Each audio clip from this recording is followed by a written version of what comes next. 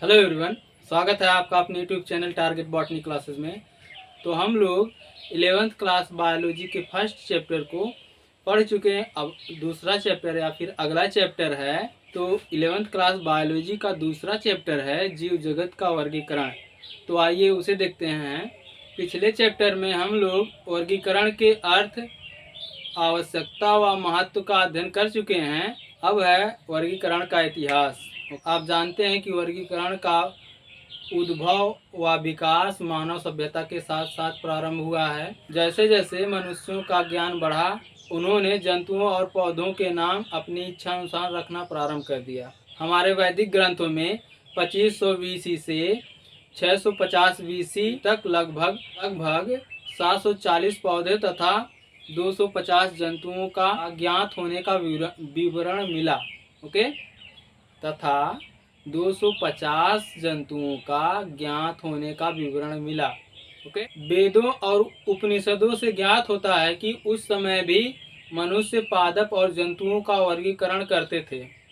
चरक तथा सुश्रुत नामक दो भारतीय आयुर्वेदाचार्यों ने जीवधारियों की विविधता तथा उनकी उपयोगिता के विषय में महत्वपूर्ण योगदान दिया। ओके, देखिए, सुश्रुत ने अपनी पुस्तक सुश्रुत संहिता में सभी पदार्थों को स्थावरा तथा जंगम नामक दो श्रेणियों में बांटा। सुश्रुत ने सभी पदार्थों को स्थावरा तथा जंगम नामक दो श्रेणियों में बांटा। स्थावरा में सभी ना चलने वाले जीव को रखा गया। स्थावरा श्रेणी में सभी ना चलने वाले जीव को रखा गया। ना चलने वाले जीव को अचल भी कहा जाता है। ओके, जैसे पादप।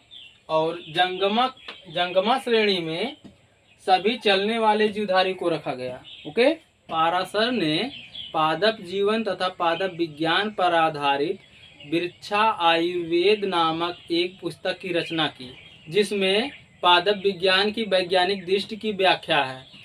इसी पुस्तक के आधार पर पुरातन भारत में वनस्पति विज्ञान तथा औषधीय पौधों के अध्ययन की नींव रखी गई। ओके, देखिए, चरक के द्वारा संपादित चरक संहिता नामक पुस्तक में सैकड़ों औषधीय पौधों की विस्तृत व्याख्या की गई है।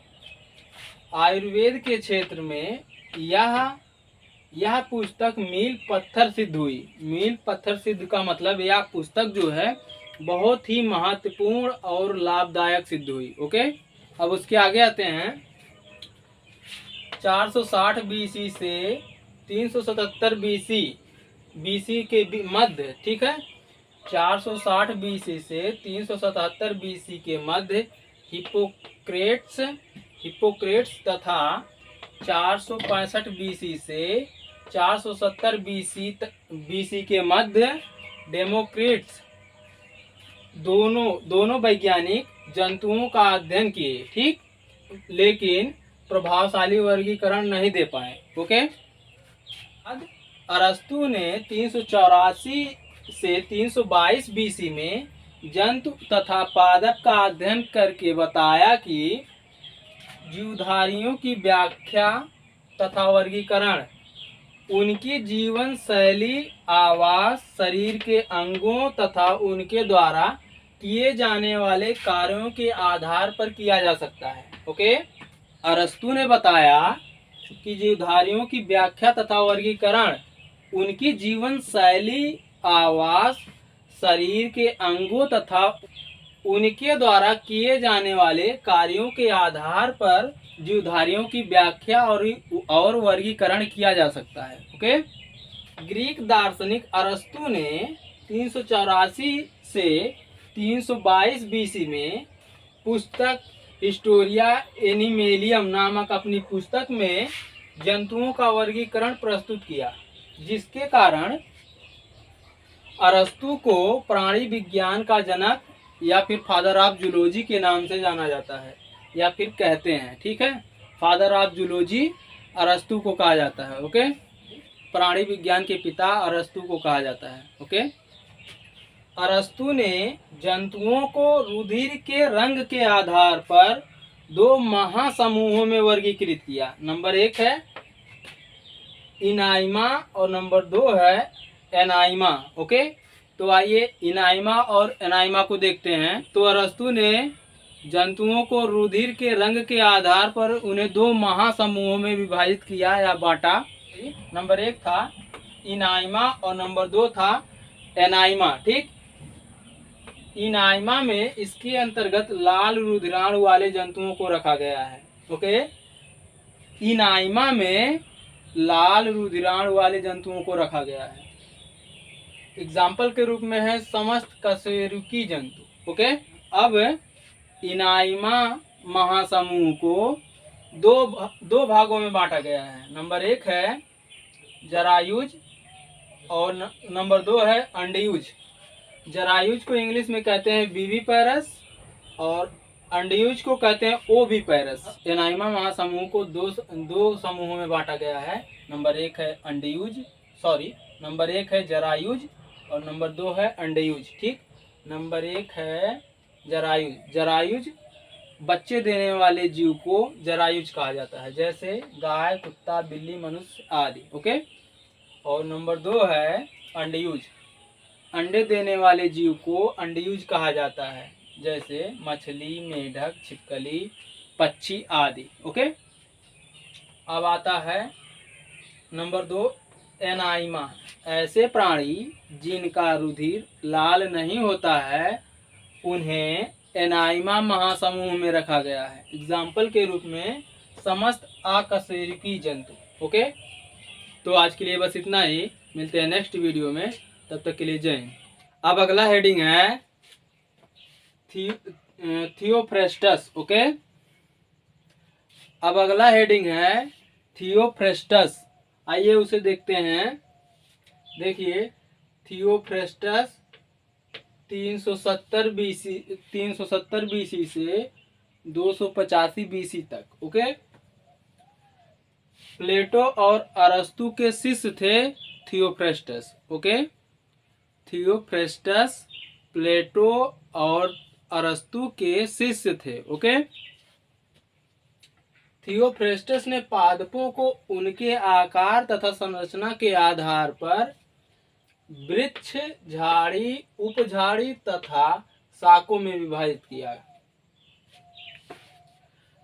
थियोफ्रेस्टस ने पौधे की संरचना तथा आकार के आधार पर पादपों को वृक्ष, झाड़ी, उपझाड़ी तथा शाखाओं में वर्गीकृत किया। ओके, विभाजित किया। ओके, थियोफ्रेस्टस को वनस्पति विज्ञान का पिता कहा जाता है। और आगे देखिए, थियोफ्रेस्टस की पुस्तक हिस्टोरिया प्लेंटेरम। ठीक, हिस्टोरिया प्लेंटेरम में 480 पादपों का वर्गीकरण एवं उनका व्याख्या किया गया है। ओके, देखिए, द्विनाम पद्धति प्रतिपादित करने का श्रेय कैरोलस लिनियस को जाता है। इसके पश्चात ब्रिटिश वैज्ञानिक जॉन रे ने अपनी पुस्तक हिस्टोरिया जेनेरलिस प्लेंटेरम को 3 भागों में प्रकाशित किया तथा उसमें 18,000 से अधिक पादपों का वर्णन किया तथा जॉन रे ने ही जाति शब्द का प्रतिपादन किया या जाति शब्द दिया। ओके, वर्गीकी के क्षेत्र में सबसे महत्वपूर्ण कार्य करने वाले वैज्ञानिक कैरोलस लिनियस थे, जो स्वीडन के एक प्रसिद्ध चिकित्सक तथा नेचुरलिस्ट थे। नेचुरलिस्ट का मतलब प्रकृति विज्ञान के क्षेत्र में कार्य करने वाले वैज्ञानिक। ओके, लिनियस को उनके इस अभूतपूर्व योगदान के लिए उन्हें वर्गीकी का पिता कहा जाता है। अब देखिए व्हाइट बोर्ड पर, look on the white board.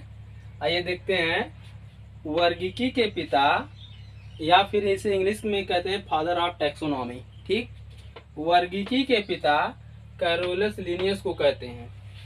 Father of taxonomy Carolus Linnaeus को कहते हैं। ओके, कैरोलस लिनियस की पुस्तक सिस्टेमा नेचुरी 1753 ईस्वी में सिस्टमा नेचुरी में वर्गीकरण का वर्णन किया गया है। ओके, वर्ष 1758 ईस्वी में सिस्टमा नेचुरी पुस्तक का 10वां संस्करण प्रस्तुत किया गया, जिसमें नामकरण की द्विनाम पद्धति प्रस्तुत की गई। ओके, वर्तमान के समय में लगभग 1.2 मिलियन जंतु व 0.5 मिलियन पादप ज्ञात हैं। ओके, तो अब आते हैं अगली हेडिंग पर, वर्गीकरण के प्रकार।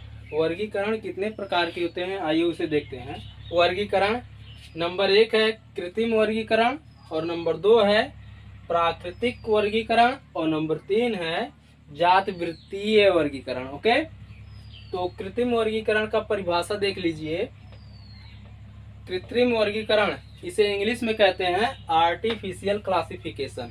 ओके, तो देखिए इसकी परिभाषा, जीवधारियों को उनके एक या दो या कुछ लक्षणों के आधार पर वर्गीकृत किया जाए तो यह कृत्रिम वर्गीकरण कहलाता है। ओके, जीवों को एक लक्षण या दो लक्षण या कुछ लक्षणों के आधार पर वर्गीकृत किया जाए, फिर से देख लीजिए, जीवों को उनके एक या दो या कुछ लक्षणों के आधार पर वर्गीकरण करना कृत्रिम वर्गीकरण कहलाता है। ओके, आप लोगों को नोट करना है तो नोट कर लीजिए।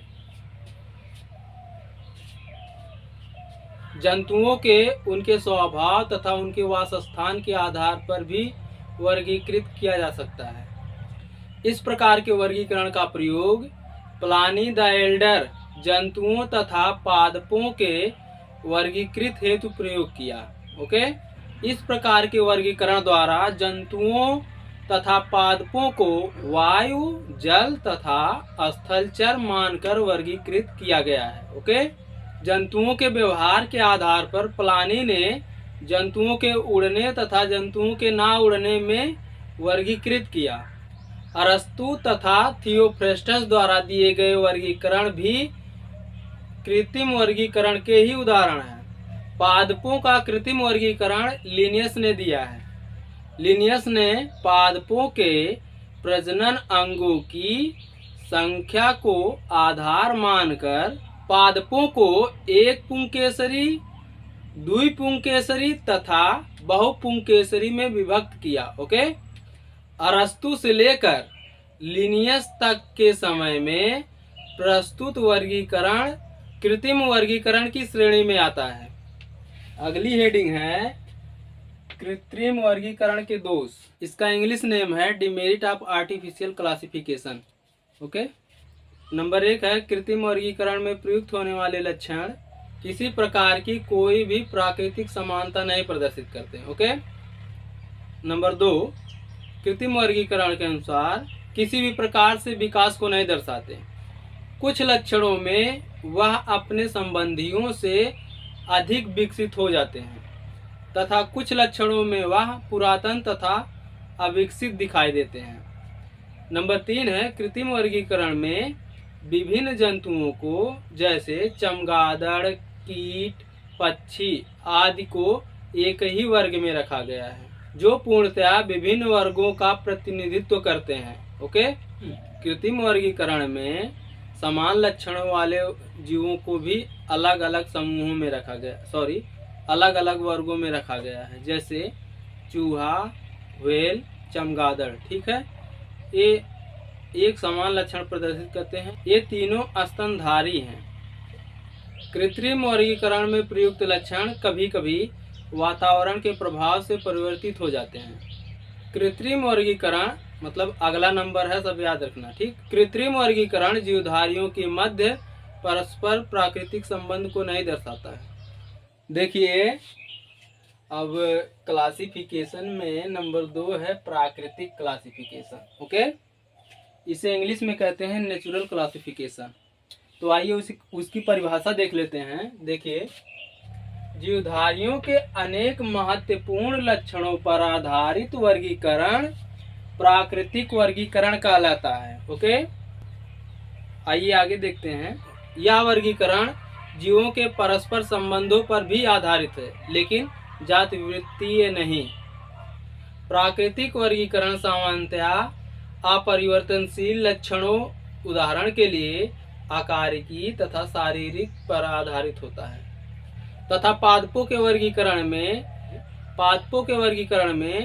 पादपों के स्वभाव, जड़, तना, पत्ती तथा पुष्प को महत्व दिया गया है। उपरोक्त लक्षणों के समानता तथा असमानता के आधार पर जीवधारियों को वर्गीकृत किया जाता है। देखिए, जॉर्ज बेंथम व डाल्टन हुकर द्वारा प्रस्तावित बीजीय पादपों मतलब जिस पौधे में बीज बनता है, ठीक, बीजीय पादप, ठीक, बीजीय पादपों का वर्गीकरण प्रमुख प्राकृतिक वर्गीकरण है, ठीक है। इन दोनों साइंटिस्ट के अनुसार बीजीय पादपों का वर्गीकरण प्रमुख प्राकृतिक वर्गीकरण है। ओके, इसकी व्यवहारिता को देखते हुए अनेक हर्बेरियम में आज भी इसी वर्गीकरण के आधार पर वर्गीकृत किया जाता है। प्राकृतिक वर्गीकरण पद्धति कृत्रिम वर्गीकरण पद्धति की तुलना में अधिक उपयोगी है। और क्यों उपयोगी है, थोड़ा सा 2 लाइन सुन लीजिए। प्राकृतिक वर्गीकरण जीवधारियों के मध्य प्राकृतिक संबंधों को दर्शाता है। प्राकृतिक वर्गीकरण के द्वारा समान लक्षणों वाले जंतुओं को एक विशेष वर्ग में रखा गया है तथा असमान लक्षणों वाले जंतुओं को अलग वर्गों में रखा गया है।